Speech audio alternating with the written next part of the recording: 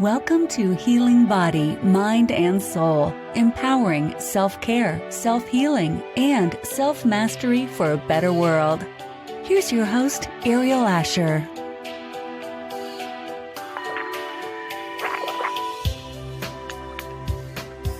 Hello, everyone.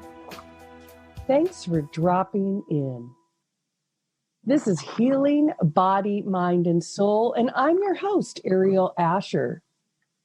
Today, I have the honor and privilege to be here with my friend, Jennifer Bates.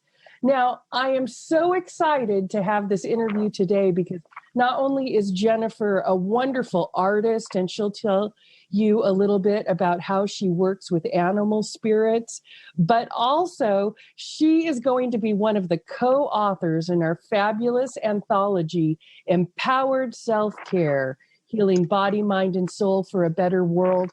And I couldn't be more thrilled. Jennifer, thank you for joining us today.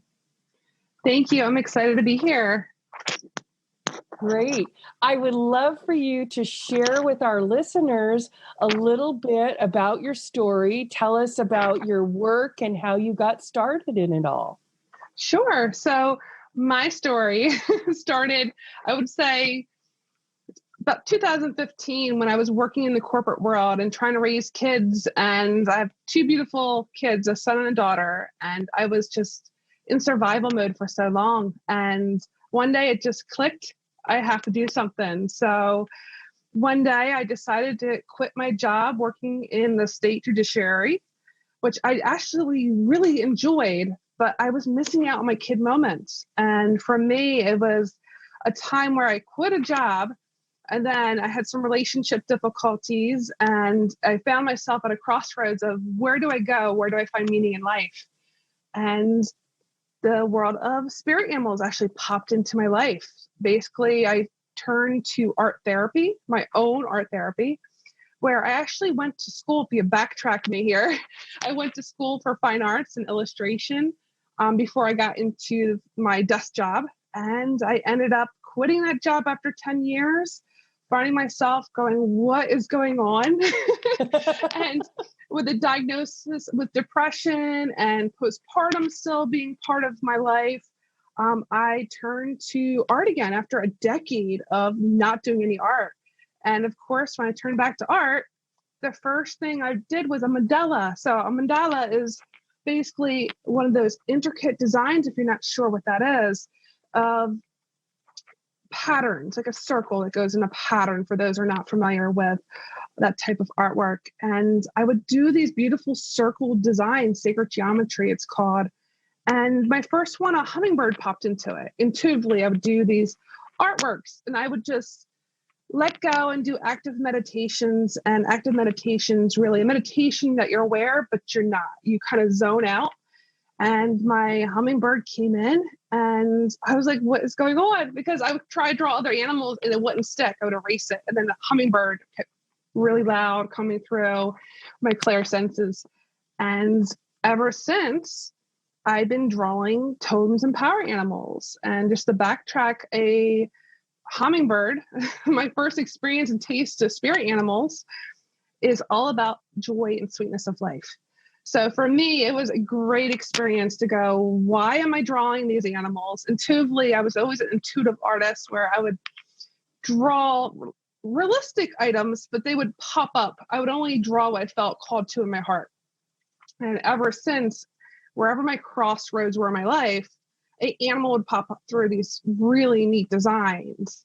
So I started researching and studying totems and power animals, and it led me on my path to establishing my path inspired, which is my passion. It's my art business / workshop business, teaching people how to connect to power animals, how to live more inspired, empowering life through this wonderful process of connecting to nature and animals, which is really a lost art.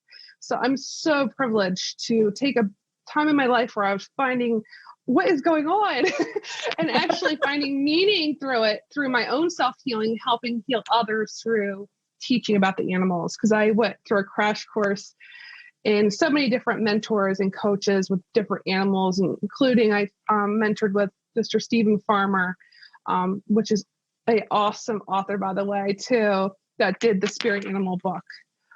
So I'm so thrilled to be here because my story is something that it lights me up because I was able to get through relationship drama and trying to be that mother and that self-doubt and not knowing what self-care was to finding it through the animals and nature. So that's really the short story, the sped up version of it, where I'm here today to actually teach people and to basically encourage them to explore the breadcrumbs nature leaves, because there's always signs that echo and mirror back to us of what we need if we only look and find it. So I'm kind of like that person's like the animal communicator. I communicate to people's spirit animals, but I help them find them. I don't always tell them because that takes some of the fun out. So if it's a totem, I will actually give them tips on how to find their totem. There's other ones we can get into more detail on later on where we talk about spirit animals and how they come in, because there's so many different terms for it and different varieties of animal helpers out there. So that's why I'm here today. Awesome. I love your story. Can I share a little bit? Sure. I love your story.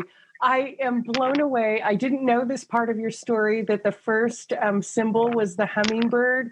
And I tell this on a lot of my episodes, and I say this a lot. My grandmother was a collector of hummingbirds. And so hummingbird is a really powerful and strong symbol to me since her passing of her energies. And that's amazing to me. I love that you love hummingbirds, and I love that the little tenacious hummingbird wouldn't leave you alone until you brought it to manifestation. They're really tenacious. I have some magical stories of hummingbird energy, and I was doing a spirit animal meditation with my with a meditation group I'm involved in, Jennifer, and you might find this funny, but I had a spirit animal come up, and I didn't really like that spirit animal. I'm just making fun of myself because it was my own self sort of resisting some help that I was getting, and I kept going, that's not a very cool spirit animal. I'll tell you what it was. At first I thought it was an otter, but it wasn't an otter, it was a beaver. And I thought, oh my God, a beaver, what the heck? And so for several months, I spent time with beaver energy and did all the research I could on beaver energy. And actually, it was the beaver energy that finally got me on board to do this book project. It's so ironic, right? But I just wanted to say that sometimes you don't always, I didn't think that the beaver was a really sexy totem animal, but it turned out to be really, really helpful to me in my process, Oh, I love that, because I'm going to piggyback what you're saying about sometimes we will find that we find spirit animals that come into our life, or even our totems, which are usually ones that we're always attracted to. And they'll come up as our shadow animal. So our totem and power animal, they're all relatively the same. In our podcast today, I would go into a lecture, it would take days if I went into the differences in all. But the important thing to remember is every animal has a symbolic quality that mirrors back something to us to discover, to reevaluate, to know ourselves better. That's why I love working with animals, because they're a mirror to us. They're not judging creatures usually. They're not the human ego monkey brain, we call it, but they actually will mirror back. And such as an animal, I had this question actually in my Facebook group. What if I don't like the animal that comes up? It's such a great question, because some people aren't willing to do like you did and evaluate and see what it's about. So like beaver, as you found out, is probably about that hard working, but it's also about grounding, because they're earth creatures. So if you ever look at an animal, you always look at what does it represent? What does it look like? What are the colors? What does it do for its life purpose? And that animal is a grounding force. So it helps to remain grounded, yet keep you propelled to move forward. But some people get into the mindset of, like if they have a spider, for example, an insect or a centipede, that came up for me before. We look at this animal, insect, bird, and we might not like it, but sometimes the shadow aspect for those people doing shadow work to go, why am I denying an aspect of this animal inside me? Why does this animal bother me? Because usually if there's something that bothers you within the animal that you're seeing, it's reflecting back a quality or some kind of medicine, they call it in Native American terms, that you can incorporate into your life to better accept who you are. It's all about that self-love. So when those animals come up, even when we don't really care. Yes. I was okay when I thought it was an otter at first, but the beaver, I'm like, oh, what is it with because I have quite a few, I had some experiences with some meditations and things before. And I got to tell you, the rodents are not my favorite, right? But things that I did learn about beaver, if my audience doesn't mind me just sharing, the beaver is so industrious, a little bit radical and contrary, right, for their own well-being, and a real sense of community and co-creation goes into beaver energy. So I embraced a lot of the qualities that I learned about, but it took a little bit of digging. And I got a little cartoon picture of a kind of a funky little beaver, and he had like a hammer and a hard hat, and he looked like, and I put it up on my desktop on my computer so that I could be amused by it, and that he would make me happy instead of the water rat that I was envisioning. That's just my ego brain, right? I mean, that's just the part of me that's ew, I don't want to deal with something that's unfamiliar to me. But once I got a little bit deeper into that and embraced some of those qualities, it was really helpful. And with a little more digging, and this is so ironic, I'm tattling on myself. In Native American astrology, it turns out that this is actually my animal. So that's amazing. Even funnier when I started digging deeper into more of the tradition and seeing what it was about. I'm like, oh, it's actually my astrological sign in some systems. So that was really, really funny. Are you a healing practitioner, teacher, trainer, or coach with a huge message of self-empowerment, healing, or transformation that you want to share out to the world? Then we invite you to join our amazing self-care book project. Visit somasoundtherapy.com. It's time to show up, speak up, and stand out. We are looking for co-authors to join our book opportunity entitled Empowered Self-Care, Healing Body, Mind, and Soul for a Better World. For all the info, just visit us at somasoundtherapy.com. Are you ready to be heard? Do you have that's great. Do you have any contrary animals or any funny stories like that you can share with our readers about something that popped up that you weren't expecting? Yeah, actually, I'm gonna reflect on one thing you said real quick. You said that it came up in your astrology when you did the Native American. One thing that happened to me also with bear was one of mine. When you find animals start popping up like you did, like beaver, and then all of a sudden you do a little digging and beaver pops up again, usually those synchronicities are showing you are getting verified by this animal. This is a sign for you. Some studies say you have to see it 4 times. Honestly, I say if you see it a few times, it's verification enough. But for me, yes, I had bear come up quite a bit. And in my Native American, where Virgo falls, it's the bear. And bear for me is actually also a totem for me because it's a very earthy. I take on the qualities of that bear, sometimes being that mama bear. And they're very, again, another earth creature, nurturing. They're about their cubs. And again, once I started digging in, I started finding synchronicities. Bear kept showing up over and over. It might be someone saying the word bear. It doesn't always have to be a visual. A lot of people get hung up on the visual part. It can actually be seeing a bus drive by with like Smokey the Bear on it. Like here in New Jersey, we have Smokey the Bear on the bus. And it's like, oh my gosh, there's a bear again. It can be any animal. Or it could be an animal like here's a good one for me, the woodpecker. We have woodpeckers here, the redhead woodpeckers. And I was going through a pretty tough time communicating with a family member, and the woodpecker actually came up to my window and started knocking on the window. And what we were discussing was opportunities for growth in our relationship. And he was knocking on the window as we're having this discussion. and there's no bugs in our windows. I can't say I have termites.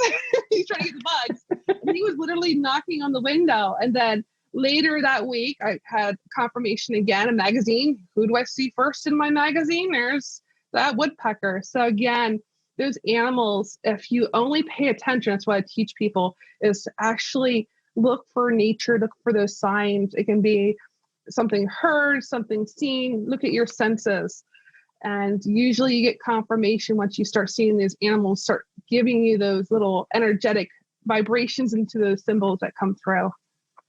I love it. I love it. I also love your artwork. So I have been, it's just beautiful, really. It's so colorful and vibrant. It's very full of life. And it reminds me a little, I have a friend who does Native American peyote stitching, and she does all kinds of beautiful animal patterns as well. Similar work to yours, but different. And something that struck me is that she always says the reason that it's good, Aeriol, because she has very simple design. It's her taste. She likes it very clean, very simple. And she goes, but each bead is a prayer. It's that energy that you put into it.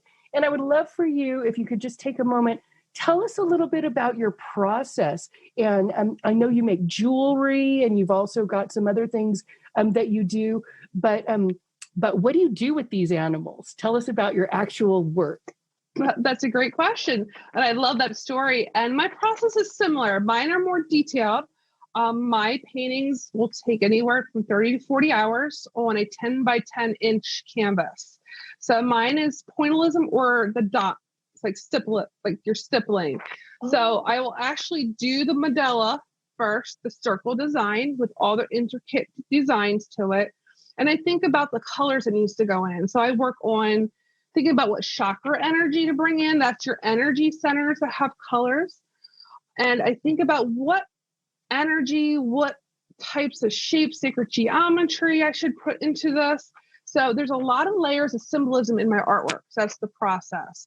So I start with the outward design, and then I really do sit down and meditate with a piece. And I call it channeling. It's either however you want to say it, prayers coming in, channels coming in, and I will get like the images in my head pop through, and then I just start sketching it out.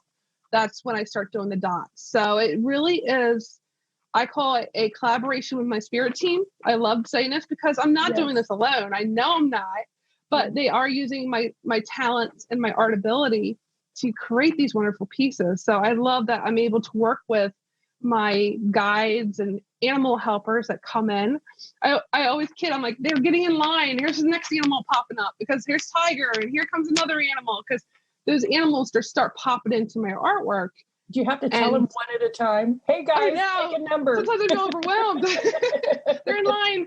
And it's great. And then I add the Reiki energy to it. So I like to incorporate the alchemy, I call it. So I talk about the chakras. I talk about the different elements that go into the piece itself. Is it an earthy animal? Is it a bird for air element?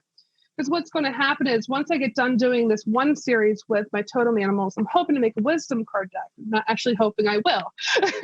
You will. I can see it clearly. It's a process. I can see it floating in your space there. Your guys are trying to they're depositing. And your artwork is going to make such beautiful, beautiful pieces. It almost, to me, when I'm looking at it, it's almost, I don't know if you're familiar with the Voyager deck. Yes. It's a Tarot deck, but it's got this beautiful stained glass window as the centerpiece on the back of the deck. And when I see yours, I see your pieces. To me, it might even be dragonfly. It's just what I see. I don't want to project anything, but it might be your dragonfly. I've looked at a couple of your pieces, but I love, your deck is coming toot sweet very quickly. And it's getting there. A few more animals have to pop in yet before I can release that and get that established. And then I'm working on, of course, the symbolism book. 3 years, honey. It's like, I don't think you have to go do it today, especially since each piece is taking, a good 30 hours of your time. And, and they're sacred pieces. They're coming through with spirit. Each one, you can't rush You can't rush these. You can't push the river, right?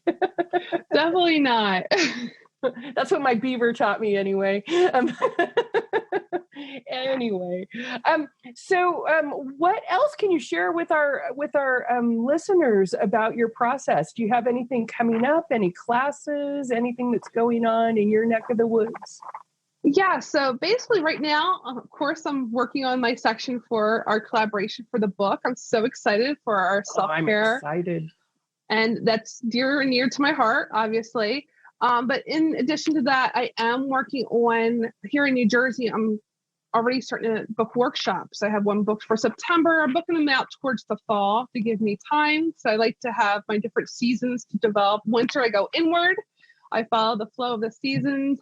I do all my research for my totems, my power animals, and do just download all that great stuff. And then come spring, it's usually launching new paintings, launching different things, doing all the writing and brainstorming. Then summer's like manifesting and harvesting. So for me, it's really about setting my different projects in a time frame. So workshop I have in the fall, I'm booking more. Wisdom decks, I'm always doing different things, as you can see. I'm all over the place. But I love it because I'm not stuck on one project. I can bounce, and yet I always flow back refreshed to that first project I left off on. Well, So it's really a testament to your work that you are following spirit. For years, I would struggle with myself because people are going, "Oh, Aeriol, you've got your fingers in so many things," and I'm like, or they would say, "Oh, Aeriol, you're all over the place," but I'm not. I really only do in my world. I only do a couple things that I really focus on. But I just, I do all the pieces. I do all the pieces that are necessary, and it's a real testament to your work, Jennifer, that you're following spirit and that you've really embodied your path. And you're such a good example to everyone else. I love what you're doing with the spirit animals, with the totem animals. I love your artwork. How can our listeners get a gander at this wonderful stuff and maybe get some of this stuff in their hot hands? Can you give us some contact information? Yes. I have a website right now that has all the links to my social media, Facebook and Instagram. It's, of course, mypathinspired.com. It's that www.mypathinspired.com. So My Path Inspired was the business I started in 2015. And really, I didn't start relaunching it until 2018, where I started doing the workshops and now developing them for online use. That's another project I'm working on this year. Is I'm going to have an online class that I'm going to launch sometime before, I'm hoping, the fall. That's my goal. But this is the year to launch that course. I'm probably going to stick to Udemy. So Udemy has a lot of online courses, and there's not a lot out there for the totem spirit animal teachings. So I want to be one of those people that help people find that, in addition to courses like Reiki that's on there. But www.mypathinspired.com. And I also have a Facebook group for anybody that'd like to join. It's called My Path Inspired by Tella, T-E-L-A, Tallowese, T-A-L-I-S-E. Now, Tella Tallowese is my spiritual name I go by. It's my pen name. So for all my writing and all my art, that's how I sign it. I picked up the name last year through a channeling I was doing, and it stuck. And I actually researched it, and Tella came out as gift from God, the meaning, which was beautiful. So I'm so dedicated to honoring source. And Tallowese was beautiful water, and water, even though I'm an earth sign, water has always been flowing. It's always my passion, always drawn to the water. So it just fell into place. I have this beautiful name for this contribution to this book, and this is the name I use for the business, My Path Inspired by Tella Tallowese. So that's me. Wonderful. So all of the information will also be in the show notes below, as well as a little bit of your story to pique our listeners' interest. And if you want to reach out, please do so. And is there any super tip you want to leave our listeners with before we sign off today, Jennifer? My only tip is, if you're looking for spirit animals in your life, All you have to do is ask. It's like our guides. They need your permission to come into your life more actively. So if you're looking for, say, you're going through a tough time, you need more balance in your life, you can just say, please send me through dream or through vision or whatever your method is of receiving your information. I say dreams if you're not sure. Please send me a sign through dreams. And more likely, you're going to start seeing animals pop up more or whatever guides that you're seeking. Just then setting the intention is the first key to finding your breadcrumbs, I call it, of this universe. So if you set those intentions, be ready to receive. You just have to be open enough to open your eyes and look. Open your eyes, open your ears, open your and heart. your heart. Very good. All right. That was such a juicy time. Thank you so much for taking the time to have this conversation with us, Jennifer. For all of our guests, don't forget those links are in the show notes if you'd like to reach out to Jennifer or get some of her fabulous artwork to have for your very own. So that's been it for today's episode of Healing Body, Mind, and Soul. I'm your host, Aeriol Ascher, and until next time, happy healing.